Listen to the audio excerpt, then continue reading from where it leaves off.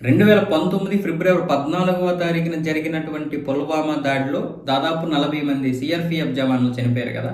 ఈ జవాన్లు చనిపోయినప్పుడు బాలాకోట్ మీద మనం దాడి చేశాం. జైషే మహమ్మద్ స్థావరాల మీద. ఆ తర్వాత పాకిస్తాన్ నుంచి జెట్స్ వచ్చాయి. F-16 లాంటి జెట్స్ వచ్చి మన మీద కూడా దాడి చేయబోయాయి. అప్పుడు వెంటనే MiG-21 అని రంగంలోకి దింపింది మన ఐఏఎఫ్. ఎందుకు అంటే అక్కడ అవి తప్ప మరొకటి లేవంట. దాని గురించి ఇప్పుడు ఐఏఎఫ్ మాజీ చీఫ్ ధనోవా గారు చెప్తున్నారు. ఆ రోజు ఈ విషయంలో చాలా పెద్ద వ్యతిరేకత వ్యక్తమైంది. ఎందుకు అంటే వర్ధమాన్ అభినందన్ గారు వాళ్ళకి దొరికిపోయారు పాకిస్తాన్ వాళ్ళకి MiG-21 కూలిపోవడంతో.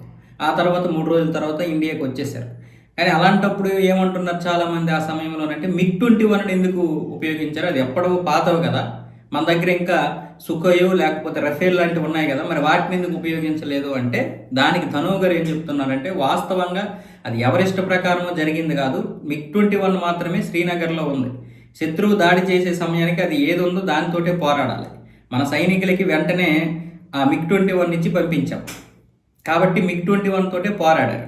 అయితే ఇక్కడ MiG-21 ఓల్డ్ అయినా సరే మనలో ఉన్నటువంటి సత్తా దమ్ము కూడా ముందుకు తీసుకెళ్ళింది. మన సైనికుల్లో ఉన్నటువంటి గొప్ప విషయం ఏంటంటే అదే.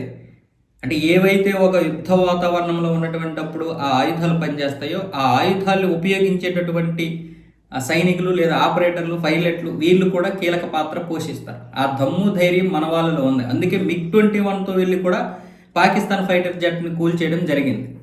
F-16 లాంటి ఫైటర్ జెట్తో పోరాటం అంటే మామూలుగా MiG-21 అయినా సరే ఆ వాతావరణానికి తగ్గట్టు MiG-21 తప్ప ఇంకోటి చేయలేవు. ఏవి డాగ్ ఫైట్ చేయాలంటే MiG-21 పెర్ఫెక్ట్ అని చెప్తున్నారు ధనోవా గారు. డాగ్ ఫైట్ అంటే ఆకాశంలో ఒక ఫైటర్ లేదా అంతకంటే ఎక్కువ వీటితో దగ్గరగా ఫైట్ చేయాలంటే ఇదే కరెక్ట్ అంట. వాటిని డాగ్ ఫైట్ అంటారు. దగ్గరగా ఫైటర్ జెట్లు ఫైట్ చేసేదాన్ని డాగ్ ఫైట్ అంటారంట. ధనోవా గారు చెప్తున్నారు ఇవన్నీ కూడా.